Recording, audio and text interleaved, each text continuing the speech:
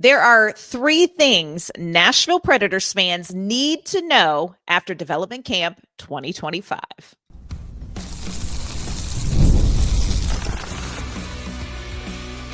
You're Locked On Predators, your daily podcast on the Nashville Predators, part of the Locked On Podcast Network, your team every day. Happy Monday, everybody. Welcome to the Locked On Predators podcast. Thanks for making us your first listen of the day. We are, of course, a part of the Locked On Podcast Network, your team every day. Want to kick off our Monday episode the way we kick off all of our episodes, and that is with a heartfelt shout out to our Locked On Predators insiders and our everydayers who tune in to talk Nashville Predators hockey with us. I'm Ann Kimmel. I am a writer and co-host with Penalty Box Radio, and friends, I have a partner in crime. You do. I am Emma Lingan, and I am an NHL reporter and host with the Hockey News. Emma, one of the best weeks of the year has just wrapped up. Nashville Predators fans have plenty to look forward to in the pipeline after a week of development camp. Today, we're going to share some takeaways from Dev Camp and the Future Stars game. We're going to talk about how these young sprouts could potentially impact the Predators team that has much that needs improved on next season. A lot to get to when we talk about Dev Camp. But before we dive into all that, we do want to let you know today's episode is brought to you by FanDuel. Right now, new FanDuel customers can get $150 in bonus bets if your first $5 bet wins. All right, Emma, as they say, as Peaches and Herb sing so beautifully, reunited and it feels so good. I want to give a heartfelt shout out to you and also to our lovely guest, Robbie Stanley, coming back home and for holding down the fort, had to step away from hockey last week. And man, you guys, like, it was all happening. Like, hey, free agency, hey, Dev Camp, hey, Ann's MIA, but y'all killed it.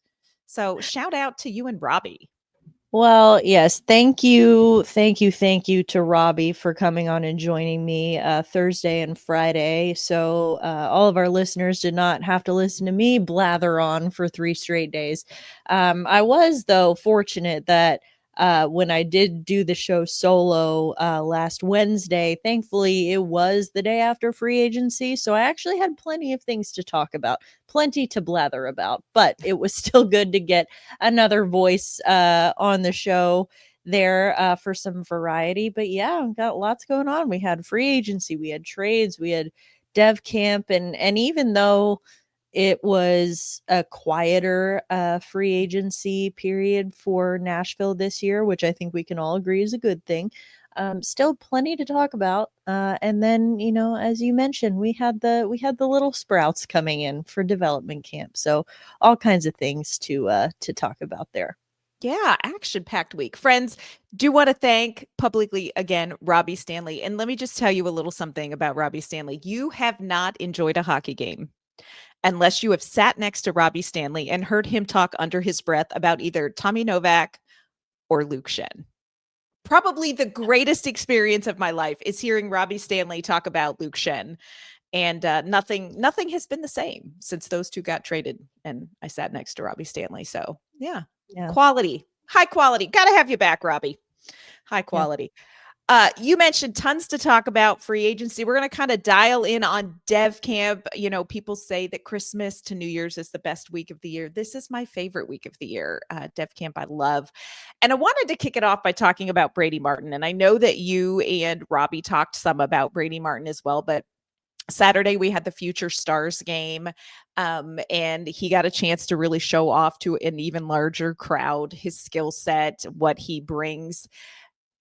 Emma, I'm wondering, you know, look, we got to be honest, the fan reaction to the pick, not ideal. I think a lot of people felt like this was like a culture pick and not a talent pick. Do you think Brady Martin did enough this week and in the Future Stars game to put some of that chatter to rest?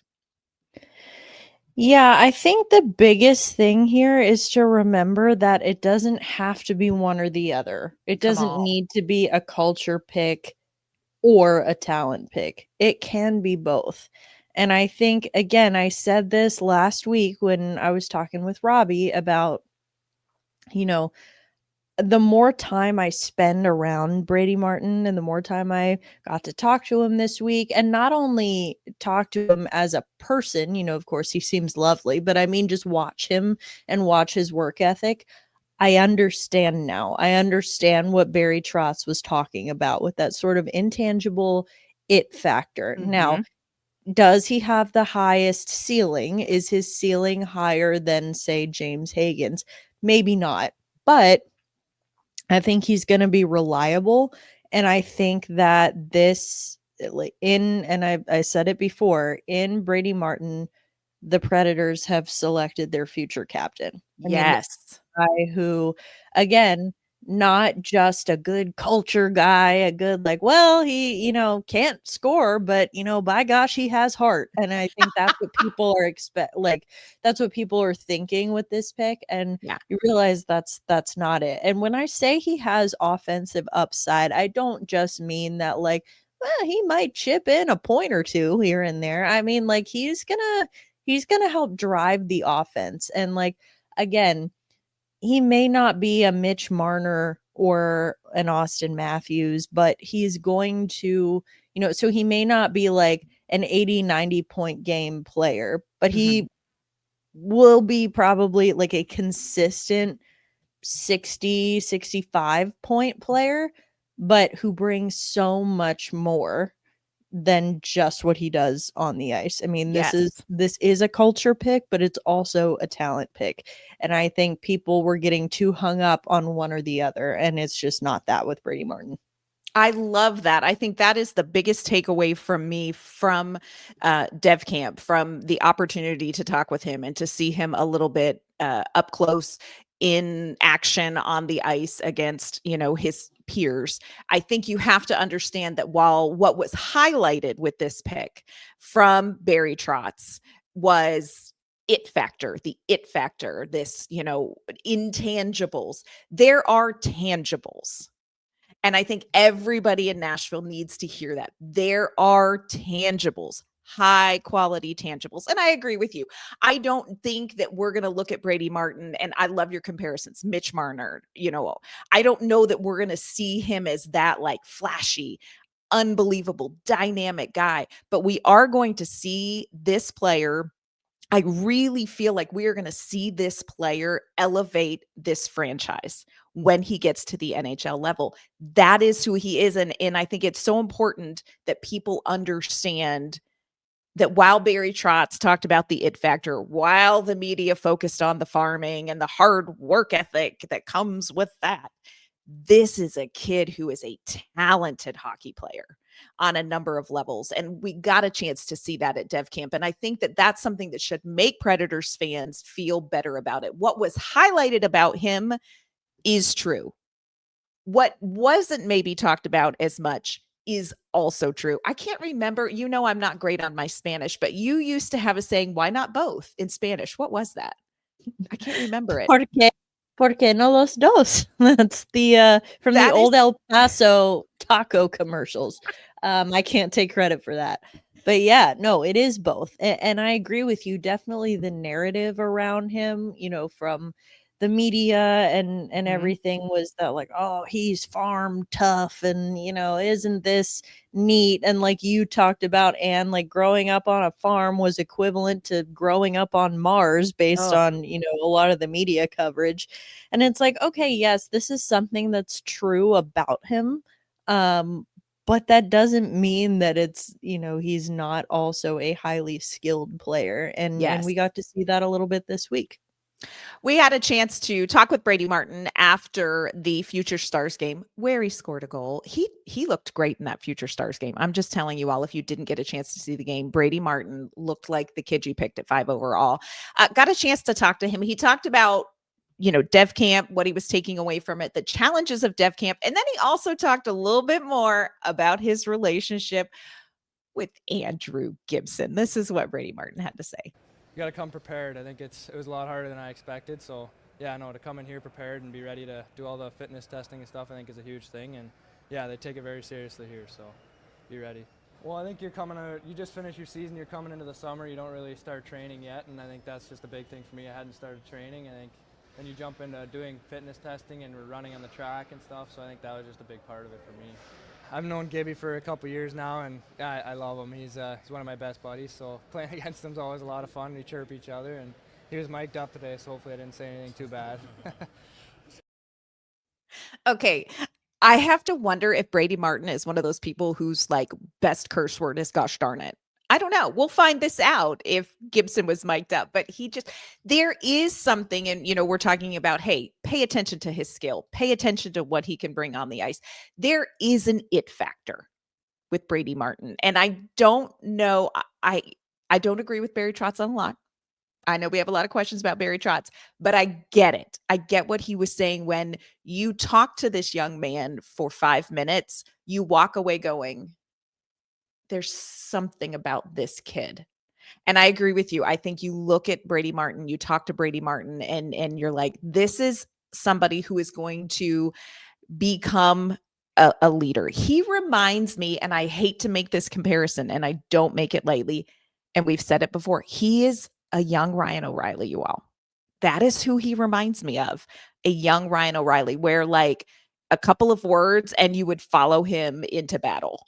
So there's just something about him. I also love the fact that there's like 6 degrees of Kevin Bacon happening with the prospects between Andrew Gibson and Cameron Reed and Brady Martin and all of this. So I think I walked away from watching Brady Martin on the ice feeling even better about this pick. Yeah, I think, Ryan O'Reilly is a good Preds comparison. I know Robbie and I talked a little bit last week how he could be like, a Jonathan Taves type too, where it's like really strong leader, maybe not just that like point producing machine, but he's going to be like a solid 60-point guy. Yep. Who's going to lead your troops into battle, and you would follow him to the ends of the earth, and he's going to make everyone around him better. So, like I said, the more I spend time around him, the more I get it. I still get why fans were maybe upset that they didn't go with Hagens or Martone at number 5. But when you're thinking about it, if you're Barry Trotz, you need to prepare for life after Roman Josi, for life after Philip Forsberg, Ryan O'Reilly, etc. Like, you need to be prepared for that. And it's not just from who's going to take his place on the ice, like who are going to replace them on the ice, but it's how do we build a new core? This is the kind of kid that you start with. And I think they've got a really good starting spot here. Coming up, we're going to talk about some surprises from development camp. Some good, some that may have us just a little bit worried.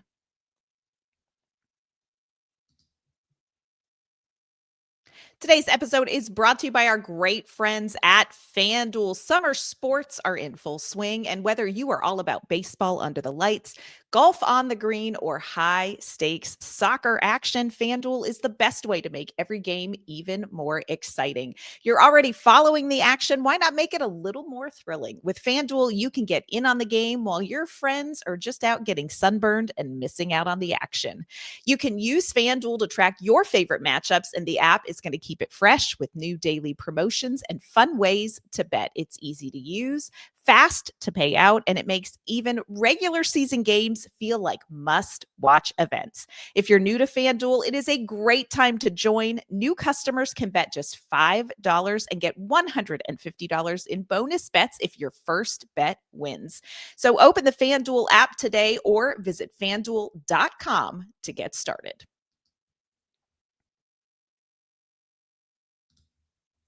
All right, Emma, Brady Martin, certainly a pleasant surprise, I think, for everybody. There were a couple of other, I think, surprises for me watching some of these young players. And the first one that pops into my mind is Ryker Lee. Of course, he was drafted 26th overall just over a week ago. He was ranked as high as 23rd, as low as 67th in a lot of mock drafts, kind of averaged, expected to be picked around 36. So this was a pick that I think a lot of Predators fans who had seen mocks, who had sort of seen rankings, were like, I'm sorry, what? 26? Like, what are we doing? Is Barry Trotz going off in the jingweeds for a player with like a motor or something? And everybody else around him is drafting for pure talent. This again, I come back to Ryker Lee. This is a talent pick. He knocked my socks off this week. Brady Martin said he was talking about Ryker Lee, and he said he has never seen anyone with better hands. And I think anybody who saw the Future Stars game had to have been very surprised pleasantly about what he can do with the puck, his puck handling skills, his stick handling skills, the way that he navigates the ice offensively. I was really surprised by this because there have been a lot of questions about Ryker Lee through, leading up to the draft and even after Nashville selected him. So for me, this was a huge and very pleasant surprise. Yeah, I mean, this is a player that I don't think we knew much about in general beforehand. So really good to see him. And I think he looked comfortable out there, like especially in the Future Stars game. Sometimes you see the first year players up against, guys like Matthew Wood who've done this quite a few times.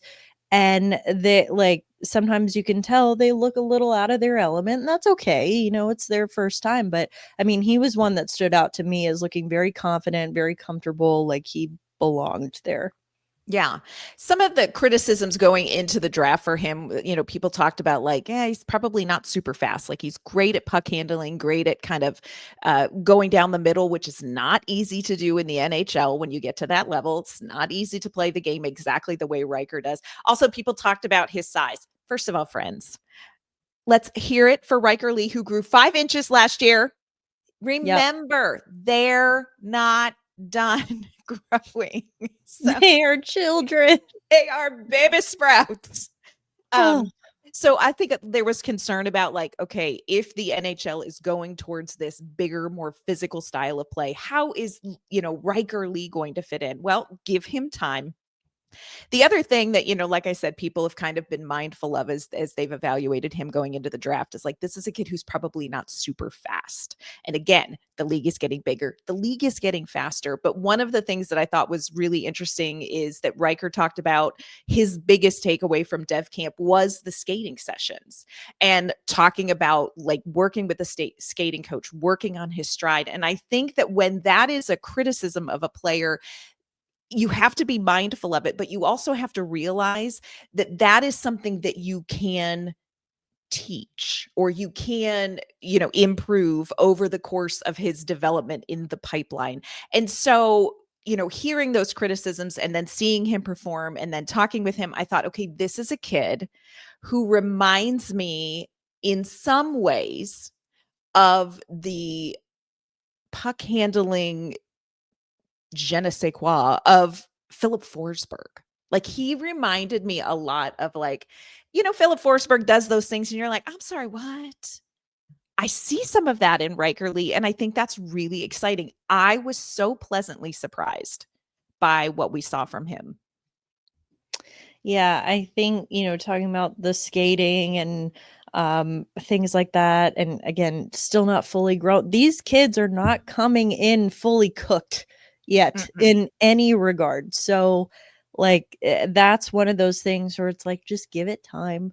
I mean, of course, there's so many things that can't be taught, right? But like that sort of puck handling that he's already doing at such a high level. He's also, I will say, for someone who is maybe not the fastest guy right now, there are ways that you can sort of not make up for it, but like there are things you can do that can sort of help offset if you have a lack of speed. Like he was very, I would say, slippery. He was a guy who was really, really good at like just at the last minute, at the perfect moment, just diving right out of the way or, changing directions really quickly and just avoiding those hits at the last minute.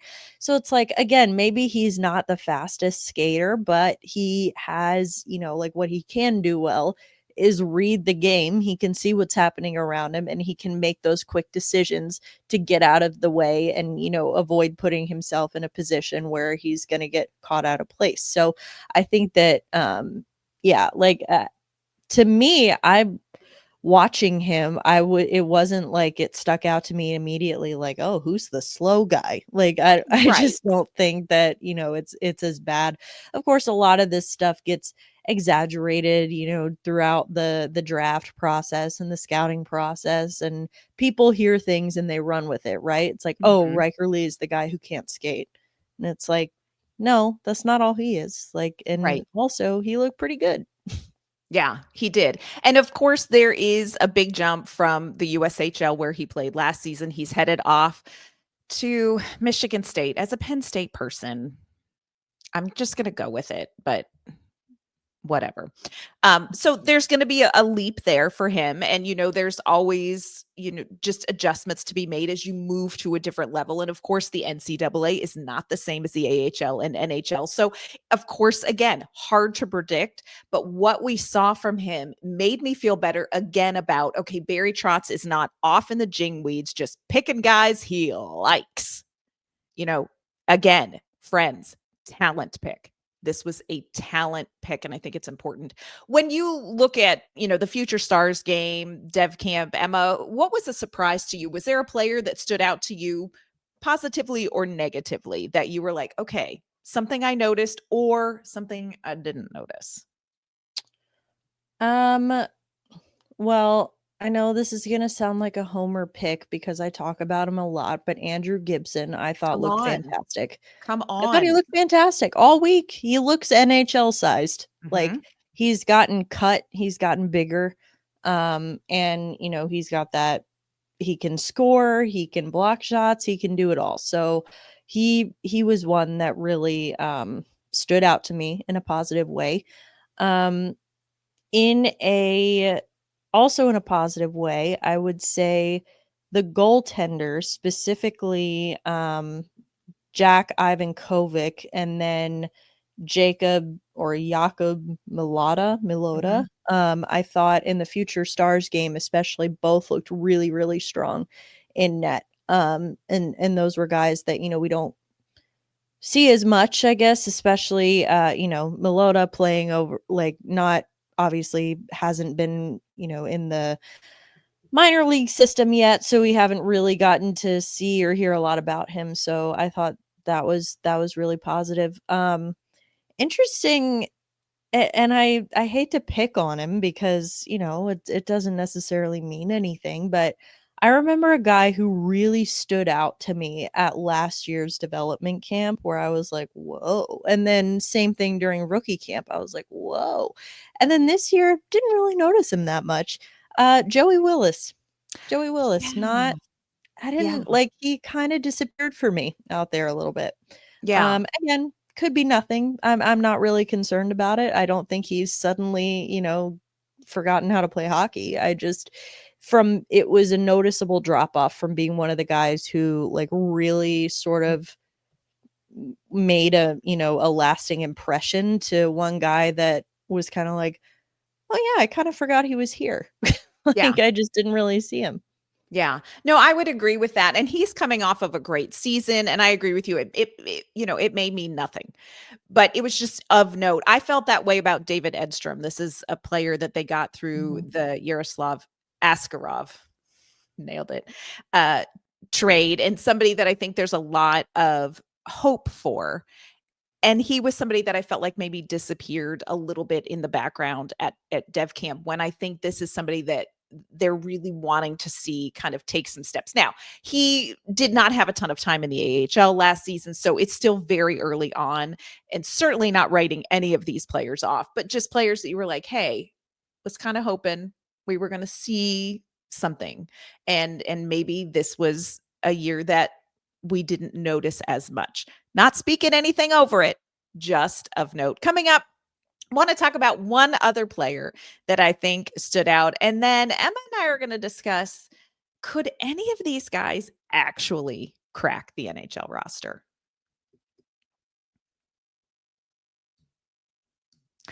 All right, Emma, just have to talk about Igor Surin for just a minute, because if you want to talk about players that I think stood out, of course, he came in last year. He was the first round pick last year.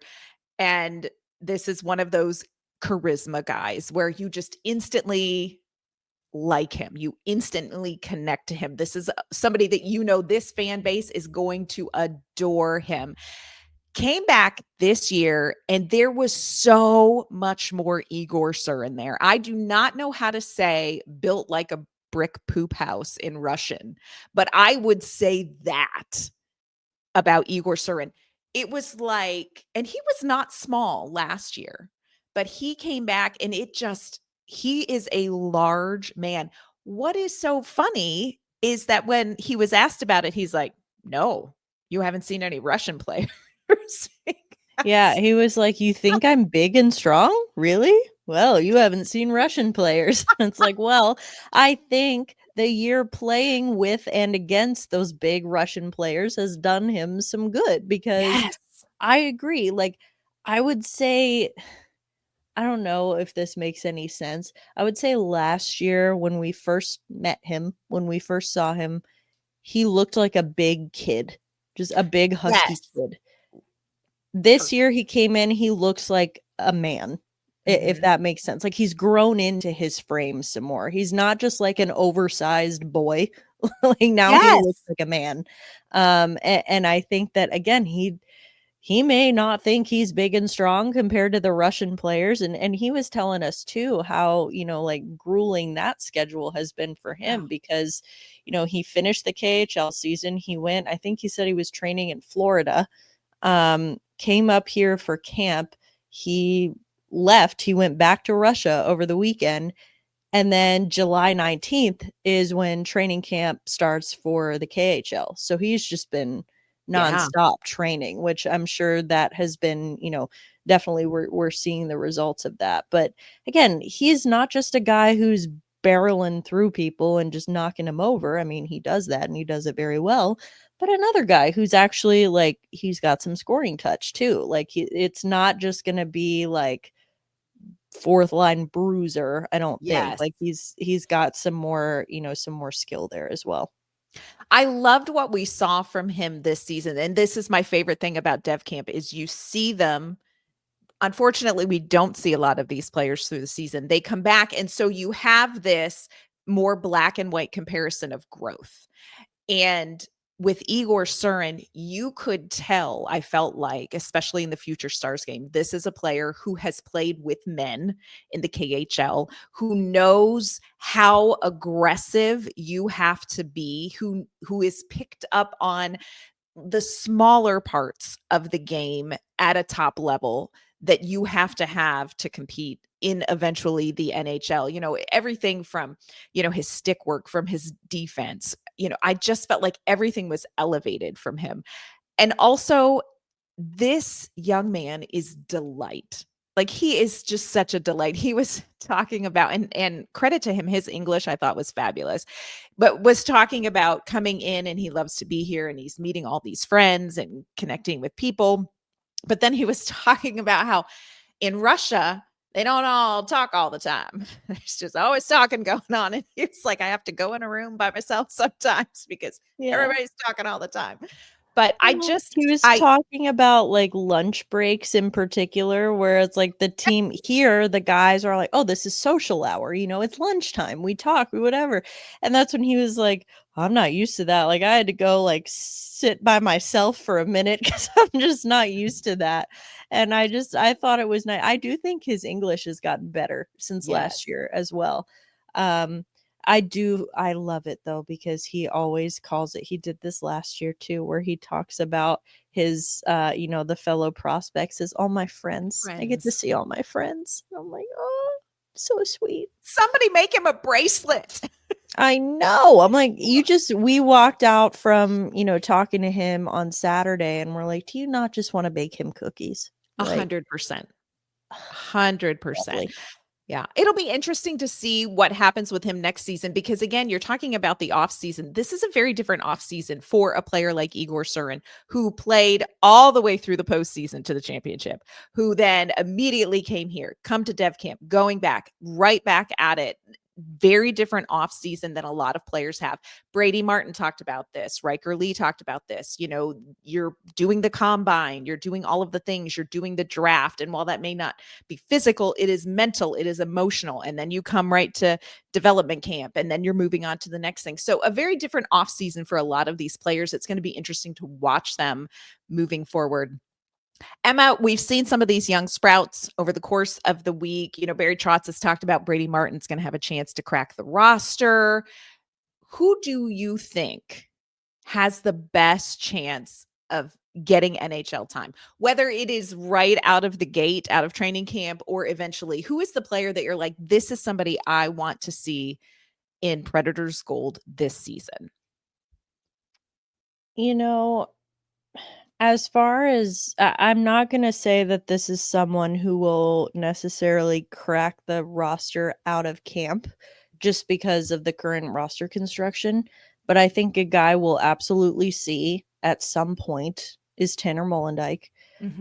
But after watching this week in particular, I am itching to see Andrew Gibson. I Yes. really want to see him now. Yes. Now, another guy I don't think should be rushed to the NHL because again, typically defensemen and goaltenders take a little bit longer to develop, and that's fine. And he hasn't, Gibson just, finished his junior career. He hasn't played in the AHL yet. I think playing in the American League with Milwaukee will be really, really good for him.